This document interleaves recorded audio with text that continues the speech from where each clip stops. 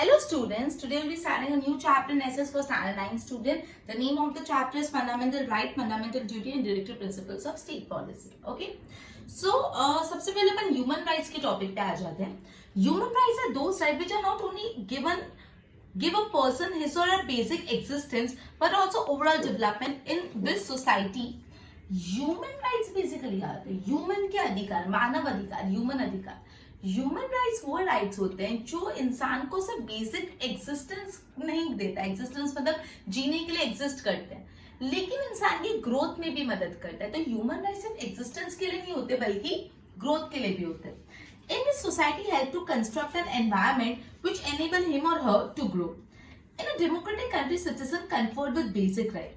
A person is not discriminated on the basis of caste. एक democratic country पे हम किसी भी इंसान को उसकी कास्ट के बेसिस पे डिस्क्रिमिनेट नहीं कर सकते. Can experience the basic right. Protection of these rights are assured by society and nation as well. The person by his birth owns right which are his or her basic right. मतलब जब एक इंसान पैदा होता है तब से उसके पास कुछ अधिकार होते हैं, कुछ हक होते हैं, उनको हम क्या बोलते हैं? बेसिक राइट बोलते हैं. Which are known as human right. मतलब जब से एक ह्यूमन बीइंग बोर्न होता है तब से उसको सोसाइटी से कुछ बेसिक राइट मिल जाते हैं, जो बेसिक राइट सिर्फ उसके एग्जिस्टेंस के लिए नहीं बट उसकी ग्रोथ के लिए भी मदद करता है. तो वो जो बेसिक राइट जो ह्यूमन बीइंग को उसके बचपन से बोर्न होते से ही मिल जाते हैं उसको क्या बोलते हैं अपन? Human rights. United Nation General Assembly, UN की जो जनरल असेंबली, यूनाइटेड नेशन जो ऑर्गेनाइजेशन है उसकी असेंबली जनरल असेंबली, उन्होंने 10 दिसंबर 1948 को has declared human rights. Just a minute. United Nations General Assembly has declared human rights on 10th of December 1948 and 10th December is celebrated as Human Rights Day.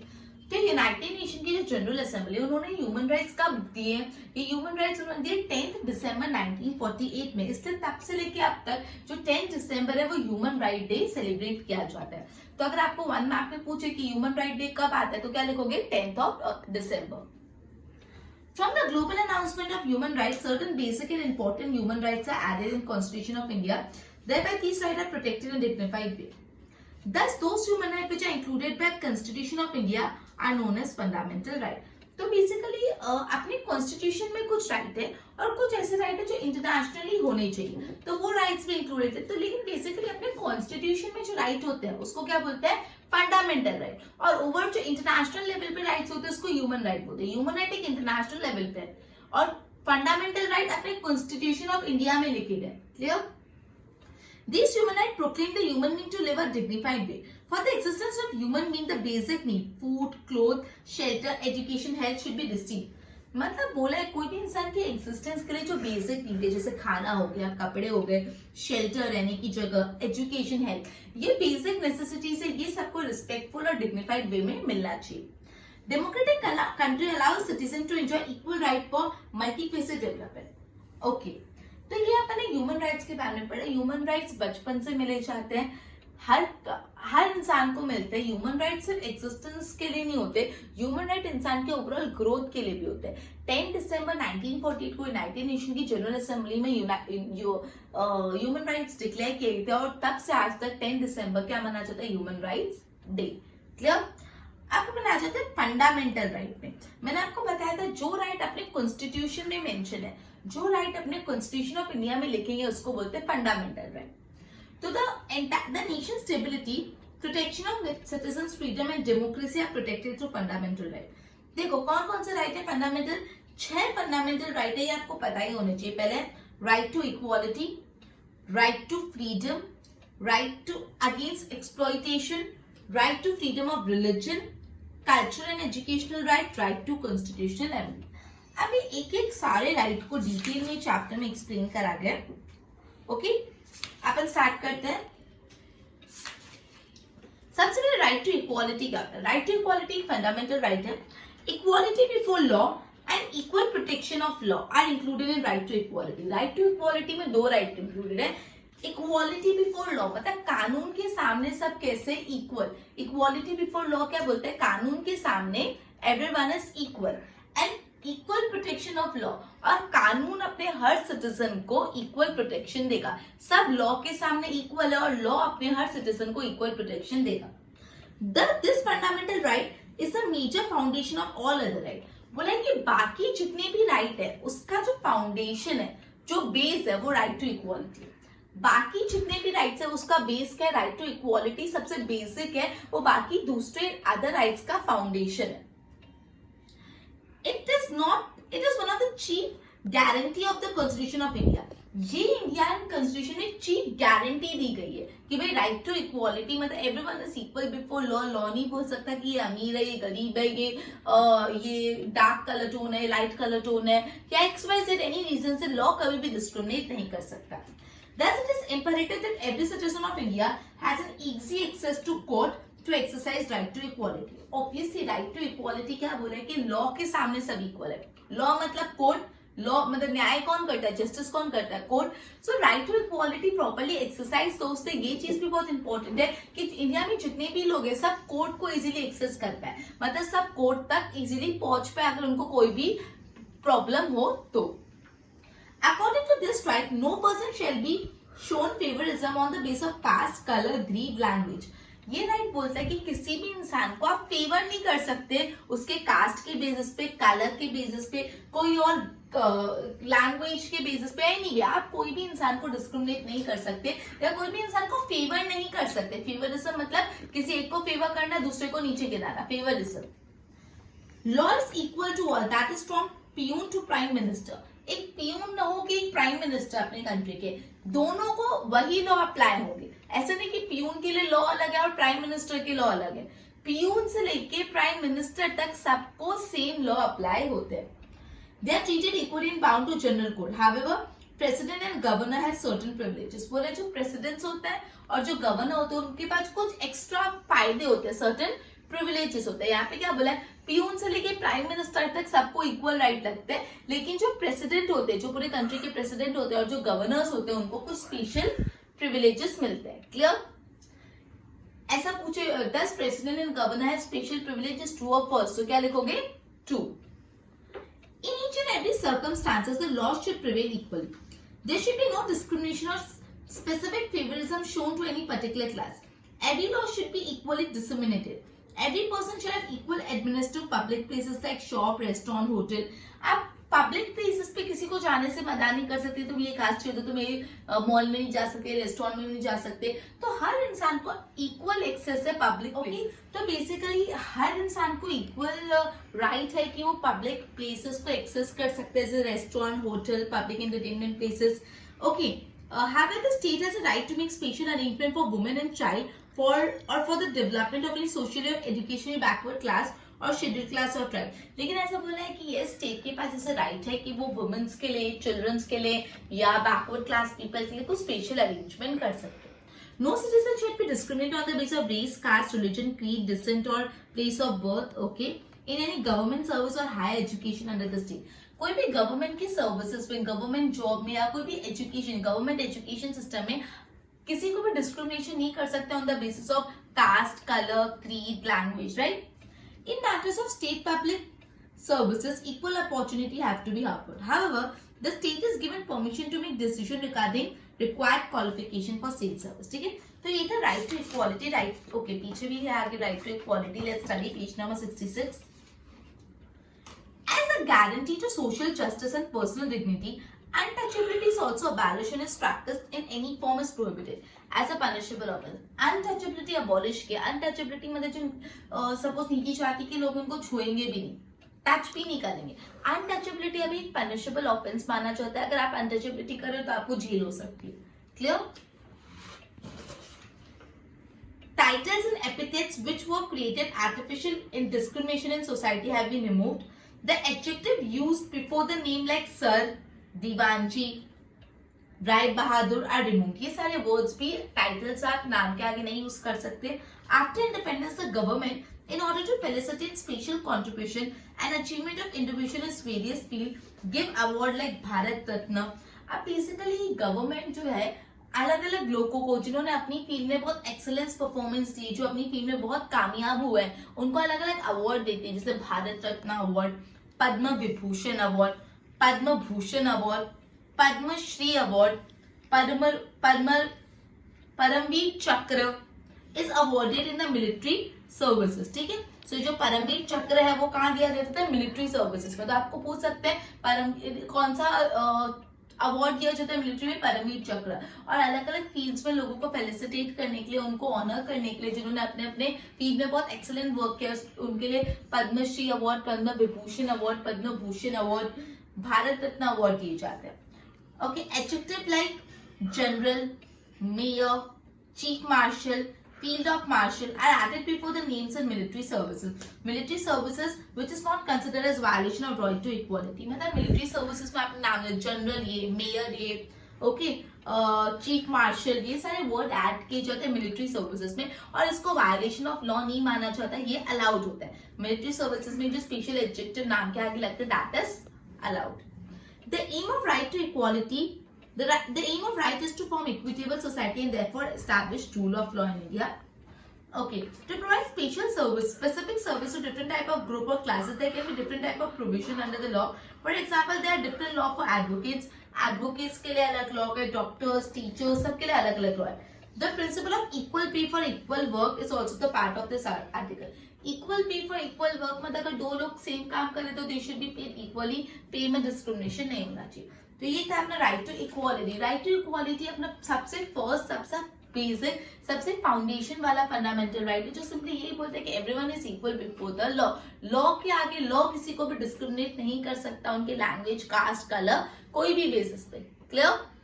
अब second अपना fundamental right पर है वो right to freedom. The constitution of India provide citizen 6 type of freedom. अब right to freedom में भी 6 प्रकार के फ्रीडम है। राइट टू फ्रीडम क्या है, फंडामेंटल राइट है। राइट टू फ्रीडम में भी 6 टाइप के फ्रीडम है। पहला, freedom of speech and expression, मतलब पीपल हैव द फ्रीडम कि उनको जो बोलना है वो बोल सकते हैं, एक्सप्रेस कर सकते हैं खुद को। ऐसा नहीं बोल सकते कि नहीं लॉ में नहीं लिखा कि आप कुछ बोल नहीं सकते, नहीं, लॉ में you could speak, you could express yourself, freedom of speech and expression. To assemble peacefully without arms, अगर आपको थोड़े लोगों को एक साथ असेंबल करना है तो भी आप असेंबल हो सकते, लेकिन शांति से, विदाउट आर्म्स, गोली बंदूकें लेके नहीं गार्डन में बैठ सकते या मिलके बातचीत कर सकते। So you can assemble peacefully but without arms.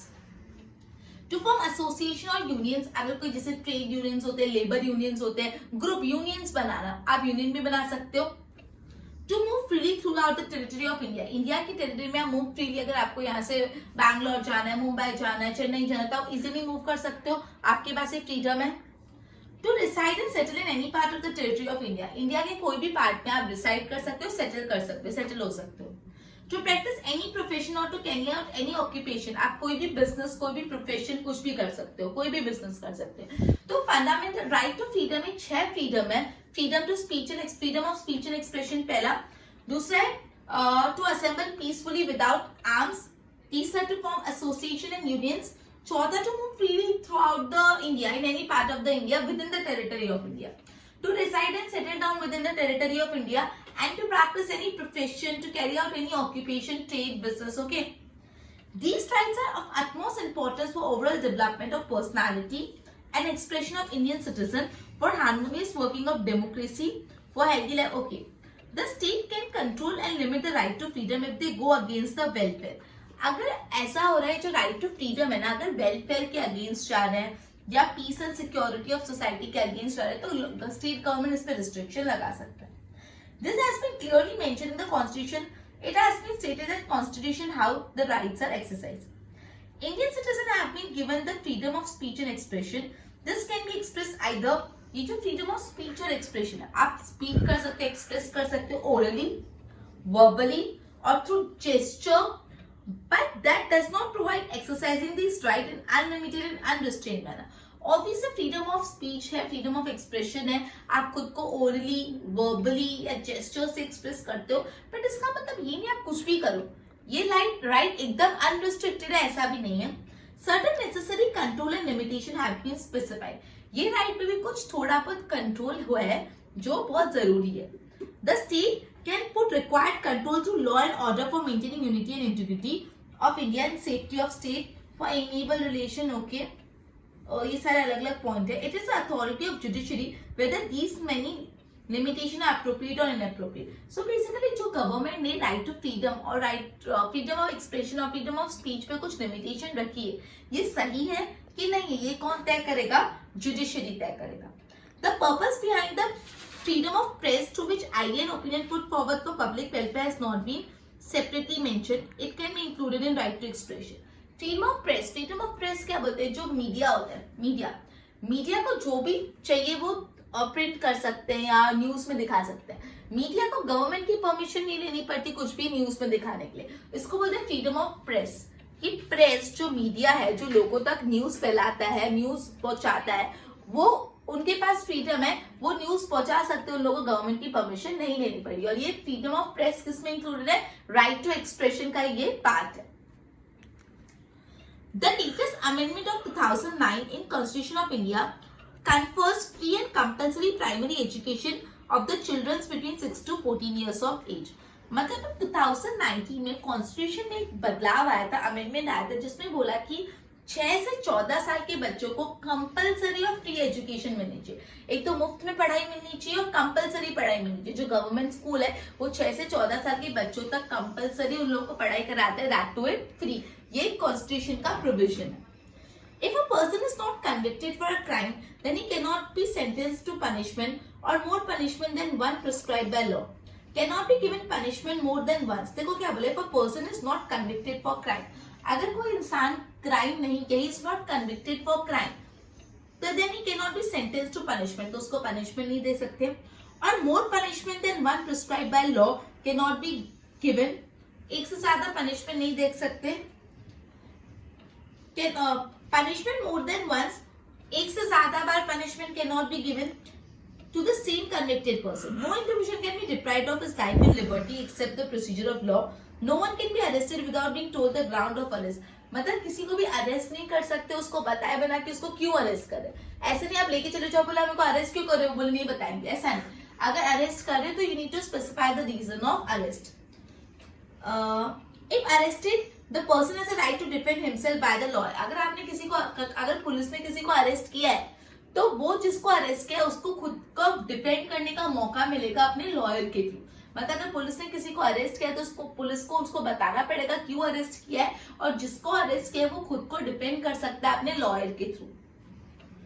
An arrested person has to be brought before the nearest magistrate within 24 hours. जो भी पर्सन अरेस्ट हो गया उसको 24 घंटे के अंदर मजिस्ट्रेट के पास पहुंचाना होता है। Without permission, no individual can be kept in custody. As per the Prohibition Act, the person under arrest will not be applicable to aforesaid mention. तो ये बोला किसी को भी अपनी कस्टडी में नहीं रख सकते, किसी भी इंसान को परमिशन के बिना अपने जब्त में नहीं रख सकते, ऑब्वियसली अरेस्ट के केस में ही नहीं एप्लीकेबल। प्रिवेंटिव डिटेंशन, देखो ये देखो, प्रिवेंटिव डिटेंशन एक अलग पॉइंट है। If the state anticipate any criminal deed और activity from a person, then as a precautionary measure that person can be detained by state under preventive detention act. अगर कोई इंसान ने अभी तक कुछ किया नहीं है, लेकिन अगर गवर्नमेंट को लग रहा है कि ये इंसान को झोल करने वाला है, मतलब कोई क्रिमिनल डीड होने के चांसेस है, या एक्टिविटी फ्रॉम द पर्सन, मतलब कोई इंसान है जिसपे शक है, अभी तक कुछ किया नहीं, खाली उस इंसान पे शक है, तो भी as a precautionary measure, precautionary मतलब एक बार पहले से ध्यान रखने के लिए उस पर्सन को जिसपे शक है उसको डिटेन कर सकते, डिटेन मतलब खुद की गिरफ्त में रख सकते हैं अंडर प्रिवेंटिव डिटेंशन एक्ट। मतलब किसी ने अभी तक कुछ किया भी नहीं, लेकिन स्टिल अगर पुलिस को किसी पे शक है कि कोई क्रिमिनल डीड करने वाला है तो प्रिवेंशन डिटेक्टिव एक्ट के अंदर उस इंसान को आप अपनी जब्त में रख सकते हो, डिटेन कर सकते हो। Purpose of this act is not to punish or convict, but to stop him from doing any criminal activity.